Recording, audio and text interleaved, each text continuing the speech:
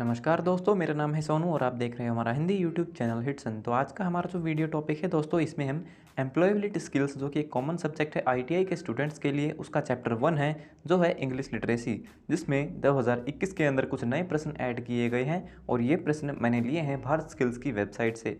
वहाँ पर एक नई ई बुक ऐड की गई है और उस ई बुक का लिंक आपको वीडियो के डिस्क्रिप्शन बॉक्स में मिल जाएगा। उस पुस्तक को आप जो है वीडियो के डिस्क्रिप्शन से डाउनलोड कर सकते हैं। तो चलिए स्टार्ट करते हैं वीडियो को बिना ज़्यादा समय लिए। इस वीडियो में हम 20 प्रश्न करेंगे और ये प्रश्न होंगे आपके नाउन, प्रोनाउन, टेंस, वर्ब जिन्हें हम एक्शन वर्ड्स भी कहते हैं, इनसे संबंधित। ठीक है, और ये सभी प्रश्न नए हैं, सो एग्जाम में आने के चांसेस हैं क्योंकि निमी जो कि डिपार्टमेंट है उन्होंने इन प्रश्नों को प्रोवाइड किया है। तो चलिए स्टार्ट करते हैं। तो सबसे पहला प्रश्न है, dash hit the ball so hard that the bat flu away from his hand.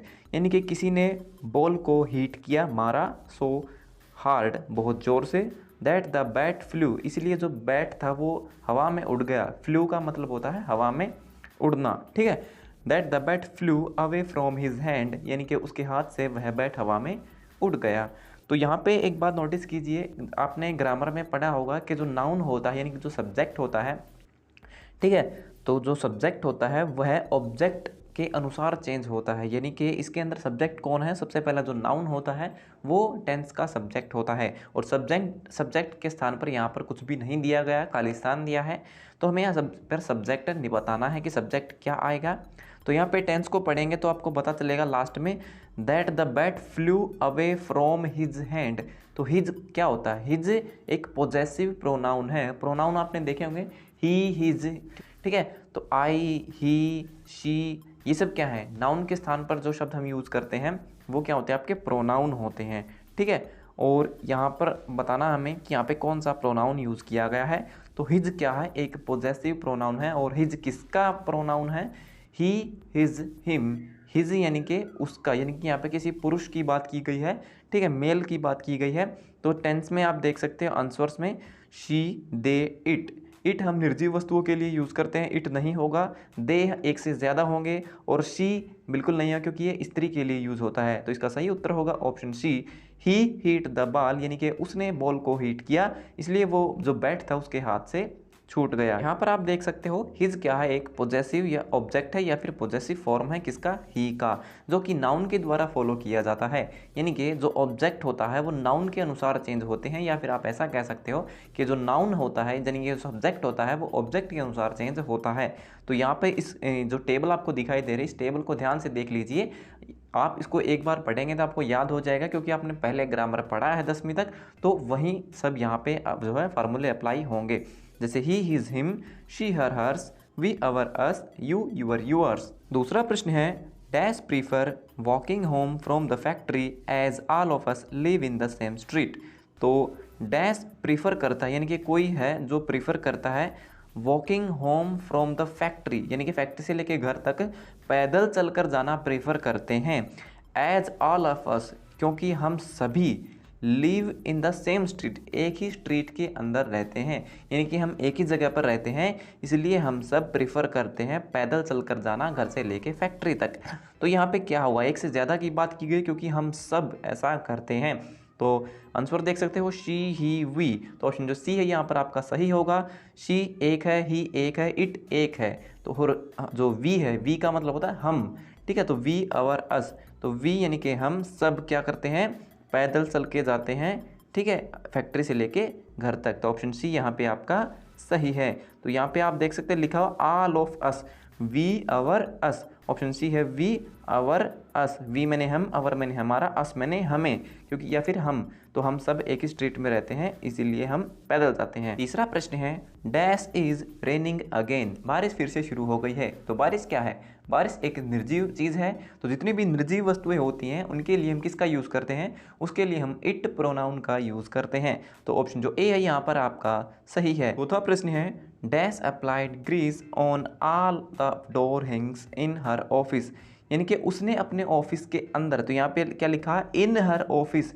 तो शी यानी कि स्त्री की बात की गई है। तो ऑप्शन जो बी है यहाँ पर आपका सही होगा, शी, हर, हर्स, ठीक है। तो हर किसके लिए यूज होता है? स्त्री के लिए, तो शी, हर, हर। तो ऑप्शन जो बी है यहाँ पर आपका सही है। पांचवा प्रश्न है you can have ice cream after dash finish your dinner. तुम आइसक्रीम प्राप्त कर सकते हो डैश फिनिश यूअर डिनर, जब तुम तुम्हारा डिनर जो है फिनिश कर लोगे, पूरा कर लोगे, खा लोगे। ठीक है, तो यहाँ पे यू, यूअर, यूअर्स, मैंने आपको बताया था यू, यूअर, यूअर्स, तुम, तुम्हारा डिनर। ठीक है, तो यहाँ पे क्या आएगा? आफ्टर, आफ्टर के बाद में यू फिनिश यूअर डिनर, जब तुम तुम्हारा डिनर फिनिश कर लोगे। तो ऑप्शन जो सी है यहाँ पे आपका सही होगा। छठा प्रश्न है Rahul enjoys dash with his pet dog. तो राहुल एंजॉय करता है अपने पालतू कुत्ते के साथ। क्या करना? प्लेइंग, खेलना पसंद करता है। राइटिंग गलत होगा, लिखना, कुत्ते के साथ लिखना कोई पसंद नहीं करता और कुत्ते लिखते भी नहीं हैं। रीडिंग गलत है। वॉशिंग, क्या कुत्ते कपड़े धोते हैं? तो नहीं। तो ऑप्शन जो ए है यहाँ पे आपका सही होगा सेंस के अनुसार। Rahul enjoy playing with his pet dog. Rahul अपने पालतू कुत्ते के साथ खेलना पसंद करता है। सातवां प्रश्न है the company dash goods to Vietnam. Company सामान को वियतनाम में क्या करती है? ठीक है, तो खालिस्तान के स्थान पर क्या आएगा? बाइज, कंपनी वियतनाम में सामान खरीदती है, कंपनी वियतनाम में सामान पहुंचाती है, कंपनी वियतनाम में सामान गिराती है, या फिर कंपनी वियतनाम में सामान के साथ में जाती है। तो ऑप्शन जो बी है यहाँ पे आपका सही होगा। Company export goods to Vietnam. Company सामान को वियतनाम में एक्सपोर्ट करती है, भेजती है। आठवां प्रश्न है father कुक्स dash pasta every evening. पापा पास्ता बनाते हैं हर इवनिंग, यानी कि हर दोपहर को पास्ता बनाते हैं। तो जितने भी खाने पीने की वस्तुएं होती हैं जो टेस्टी होती हैं, उनकी क्वालिटी बताने के लिए हम किस शब्द का यूज़ करते हैं? तो उनके लिए हम यूज़ करते हैं डिलीशियस, यानी कि स्वादिष्ट। ठीक है, नौवां प्रश्न है I repair vehicles and change spare parts of machines I am a dash. तो मैं व्हीकल्स को रिपेयर करता हूँ, इसके अलावा मशीनों के स्पेयर पार्ट्स को चेंज कर सकता हूँ। तो मैं क्या हूँ? मैं एक नर्स हूँ, मैकेनिक हूँ। तो ऑप्शन जो बी है यहाँ पे आपका सही होगा। जो मैकेनिक होते हैं वो व्हीकल्स को रिपेयर करते हैं, इसके अलावा मशीनों के जो पार्ट्स होते हैं उनको चेंज कर सकते हैं। नर्स क्या करती है? केयर करती है, डॉक्टर की असिस्टेंट होती है। और वेल्डर क्या करता है? मेटल पार्ट्स को जोड़ने का काम करता है। और प्लम्बर पाइपों का काम करते हैं। तो ऑप्शन बी आपका सही है। 10वां प्रश्न है Joseph and Margaret dash to the police about the thief in their house.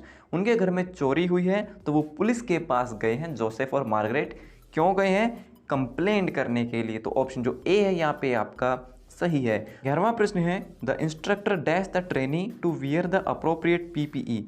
ठीक है, तो पीपीई का मतलब क्या होता है? पर्सनल प्रोटेक्टिव इक्विपमेंट, ये इसकी फुल फॉर्म है। तो इंस्ट्रक्टर ने ट्रेनी को पूछा है कि वो सही तरीके से जो है पीपीई को पहन ले। तो यहाँ पे सही उत्तर क्या होगा? आस्क, आस्क्ड, आस्किंग या अप्लाई।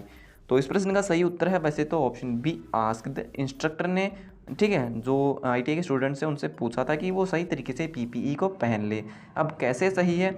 तो यहाँ पे अगर आप देखें ऑप्शन ए आस्क, तो यहाँ पे आस्क क्यों नहीं आया? तो आस्क इसलिए नहीं आया दोस्तों क्योंकि जब आपने देखा होगा जो प्रेजेंट इंडेफिनिट टेंस होता है उसमें वर्ब की फर्स्ट फॉर्म के साथ एस या ईएस का यूज़ होता है।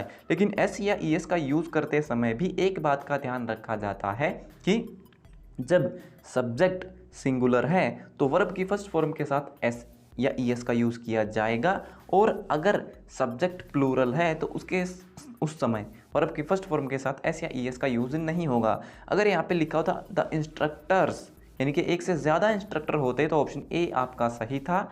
लेकिन यहाँ पर इंस्ट्रक्टर एक है, सिंगुलर है, तो उस स्थिति में वर्ब की फर्स्ट फॉर्म के साथ एस या ईएस का यूज़ किया जाएगा।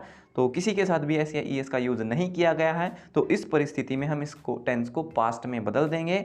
तो वर्ब की सेकंड फॉर्म का हम यहाँ पे यूज़ करेंगे the instructor asked the trainee to wear the appropriate PPE. 12वां प्रश्न है the electrician dash the motor. Electrician motor को क्या करता है? इलेक्ट्रीशियन मोटर को रिपेयर करता है। तो ऑप्शन ए आपका सही है। यहाँ पे रिपैकिंग नहीं हुआ है क्योंकि रिपैकिंग का काम जो है फिटर भी कर सकता है। इसके अलावा रिप्लेसिंग का काम भी फिटर कर सकते हैं, पेंटिंग का काम पेंटर करते हैं, लेकिन मोटर को रिपेयर करने का जो काम है वो सिर्फ इलेक्ट्रीशियन कर सकता है। 13वां प्रश्न है the trainee dash the screw in the machine. यानी कि जो विद्यार्थी हैं, जो ट्रेनी हैं, उन्होंने मशीन में स्क्रू को क्या किया? सर्कुलेट किया, फिक्स्ड किया, फिक्सिंग किया। तो ऑप्शन जो बी है यहाँ पे आपका सही होगा। The trainee fixed the screw in the machine. Trainees ने मशीन में स्क्रू को फिक्स किया। सर्कुलेट ये का मतलब होता है घुमाना, सर्कुलेट नहीं किया। या फिर फिक्सिंग, फिक्सिंग अगर हम यूज़ करते हैं तो यहाँ पे फिक्सिंग से पहले, ठीक है, वर्ब की जो हेल्पिंग वर्ब होती है इज एम आर, उसका यूज़ किया जाता। तो ऑप्शन सी और ए दोनों गलत हैं, ऑप्शन बी आपका सही है। अगला प्रश्न है ITI trainees dash safety guidelines in the workshop. ITI के जो विद्यार्थी हैं वो सेफ्टी गाइडलाइंस को क्या करते हैं, वर्कशॉप में फॉलो करते हैं। तो इस प्रश्न का जो सही उत्तर है वो है option A, ITI trainees follow safety guidelines in the workshop. तो यहाँ पे एक बात देखिए, यहाँ पे लिखा हुआ ट्रेनीज, यानी कि विद्यार्थी एक से ज़्यादा की बात हो रही है। अगर यहाँ पर सिर्फ ट्रेनी लिखा होता तो ऑप्शन बी सही होता, लेकिन यहाँ पर ट्रेनी के साथ में एस लगा है, यानी कि एक से ज़्यादा ट्रेनी है, तो सब्जेक्ट जो है प्लूरल है। तो उस परिस्थिति में हम वर्ब की फर्स्ट फॉर्म का यूज़ करेंगे, उसके साथ एस या एस का यूज़ नहीं करेंगे। 15वां प्रश्न है there dash many short term courses in the handicraft sector. यानी कि जो हैंडीक्राफ्ट यानी कि हस्तशिल्प का क्षेत्र जो है, जहाँ पर हाथ से, ठीक है, वस्तुओं को बनाया जाता है, उस क्षेत्र में बहुत सारे ऐसे छोटे छोटे कोर्सेज हैं। तो यहाँ पर एक बात नोटिस कीजिए, यहाँ पर एक से ज़्यादा कोर्सेज की बात की गई है। तो यहाँ पे हम किसका यूज़ करेंगे, इज, एम या फिर आर का। तो यहाँ पे हेल्पिंग वर्ब का ये प्रश्न है, तो यहाँ पे सही उत्तर होगा option C, there are many. वहाँ पर बहुत सारे ऐसे कोर्सेज हैं, ठीक है। तो ऑप्शन सी आपका सही है। 16वां प्रश्न है NCVT certificate dash important to get good jobs. NCVT का जो सर्टिफिकेट है वो इम्पोर्टेंट है अच्छी जॉब प्राप्त करने में, ठीक है। तो NCVT का जो सर्टिफिकेट है वो क्या है, वो सिंगुलर है, यानी कि एक सर्टिफिकेट NCVT का अगर हमारे पास है तो वो जॉब प्राप्त करने के लिए ज़रूरी है, ठीक है। तो यहाँ पे सही उत्तर होगा option B, NCVT certificate is important, ठीक है, क्योंकि ये सिंगुलर है, एक वचन है। 17वां प्रश्न है welders dash safety goggles to protect their eyes. यानी कि जो वेल्डर होते हैं वो अपनी आंखों की सुरक्षा के लिए सेफ्टी गॉगल्स का क्या करते हैं, वो उन्हें पहनते हैं। तो इस प्रश्न का सही उत्तर क्या होगा, सही उत्तर होगा ऑप्शन बी, वियर, ठीक है। तो यहाँ पे वियर्स नहीं आएगा, क्योंकि वियर्स तब आता जब यहाँ पर सिर्फ वेल्डर लिखा होता, और यहाँ पे लिखा हुआ वेल्डर्स, यानी कि एक से ज़्यादा वेल्डर्स हैं। तो एक से ज़्यादा जब नाउन है, सब्जेक्ट जो एक से ज़्यादा हैं, तो उस समय वर्ब की सिर्फ पहली फॉर्म का यूज़ किया जाता है, उसके साथ एस या एस का यूज़ नहीं होता है। 19वां प्रश्न है I take care of peoples need to look pretty और handsome I am a dash. तो मैं लोगों की ज़रूरत का ध्यान रखता हूँ, किसमें, टू लुक प्रेटी और हैंडसम, जिसमें वे खुद की लुक को सुंदर और हैंडसम बना सकें। तो मैं कौन हूँ, मैं ब्यूटिशियन हूँ, क्योंकि ब्यूटी पार्लर में लोग क्यों जाते हैं, खुद को हैंडसम बनाने के लिए, खूबसूरत बनाने के लिए। 20वां प्रश्न है I join metal parts together I am a dash. मैं मेटल पार्ट्स को एक दूसरे के साथ जोड़ता हूँ, मैं कौन हूँ। तो मैंने आपको बताया था कि जो लोहे के टुकड़े होते हैं, मेटल पार्ट्स, उनको जोड़ने का काम कौन करता है, वेल्डर करता है। तो ऑप्शन जो बी है यहाँ पे आपका सही है, ठीक है। और एक बार एक सवाल आया था एग्जाम में, I work in an IT company, मैं एक IT कंपनी में काम करता हूँ, तो मैं कौन हूँ, तो मैं एक सॉफ्टवेयर इंजीनियर हूँ।